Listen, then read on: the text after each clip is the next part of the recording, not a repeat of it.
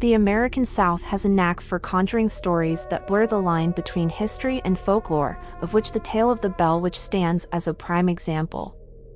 The haunting echoes of this spectral entity, who allegedly terrorized the Bell family in the early 19th century, still reverberate through the moss-draped trees of Adams, Tennessee.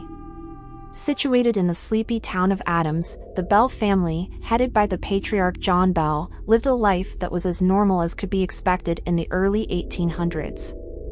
That was until they inadvertently became the central characters in one of the most enduring ghost stories in American history. Their peaceful existence took a terrifying turn when they became the target of what was described as a talking poltergeist, known as the Bell Witch. What makes the Bell Witch haunting especially intriguing is the range of paranormal abilities the entity was said to possess. Unlike your typical spectral figure, she could articulate full sentences, mimic voices, and manipulate her surroundings. The ghost could change shape, assume various forms, and even physically harm people.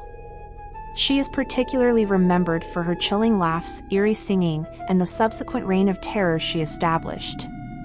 The true nature of the Bell Witch, including who or what might be behind it, remains an enduring mystery, and part of its allure is the nebulousness surrounding these details. What we do know is mostly derived from the lore and historical accounts passed down through generations. As the legend goes, the Bell Witch was not identified as a single person who had lived before. Instead, the entity was a shape-shifting spirit with the ability to mimic voices, manifest in different forms, and interact physically with the environment. It was first witnessed by the Bell family in the early 1800s in Adams, Tennessee. However, there is one particularly intriguing part of the lore that does suggest a human identity behind the Bell Witch. Some versions of the story say that the entity claimed to be the spirit of Kate Batts, a disgruntled neighbor of the Bells who believed she was cheated by John Bell in a land purchase. There is some historical evidence to suggest that a woman named Kate Batts did indeed exist, and she had some contentious dealings with John Bell. But whether she was the actual Bell Witch is, like much of the story, shrouded in uncertainty. This tale, however, is countered by another strand of the folklore. According to this version, the spirit never identified itself as Kate Batts. Instead, it was the local community who started calling the ghost Kate as a form of personification, and the name just stuck. As the Bell Witch story has been retold and revised over the years, various theories have been posited to explain the happenings. Some hypothesize that it was a case of mass hysteria or exaggerated storytelling. Others suggest the possibility of the family being subjected to some form of undiscovered environmental factor that could cause hallucinations. And of course, many believe it was a true case of a malevolent spirit. All these conjectures make it clear that the identity of the Bell Witch is as elusive as the specter itself. The figure behind the haunting, if indeed there was one, continues to remain a spectral silhouette in the foggy landscape of American folklore. In the years that followed the initial sighting, the Bell Witch saga continued to unfold in terrifying ways. The entity allegedly developed a keen dislike for John Bell and a soft spot for his daughter Betsy.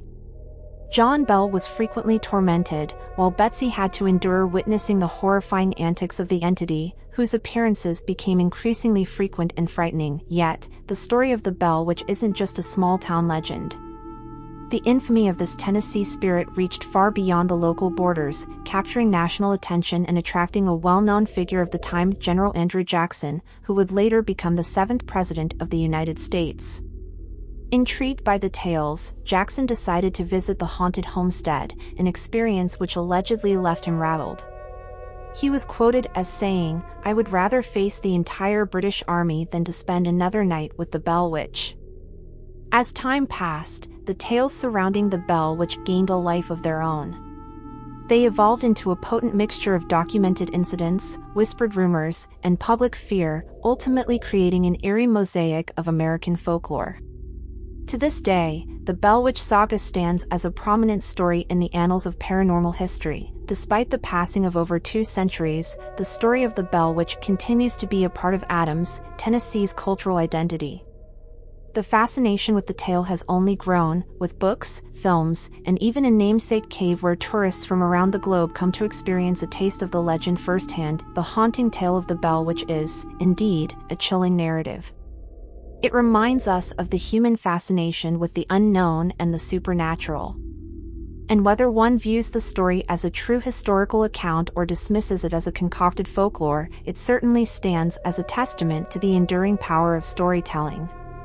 In the hushed whispers of the Bell Witch, we find an age-old tradition of sharing stories, fears, and mysteries, the essence of which makes us all innately human.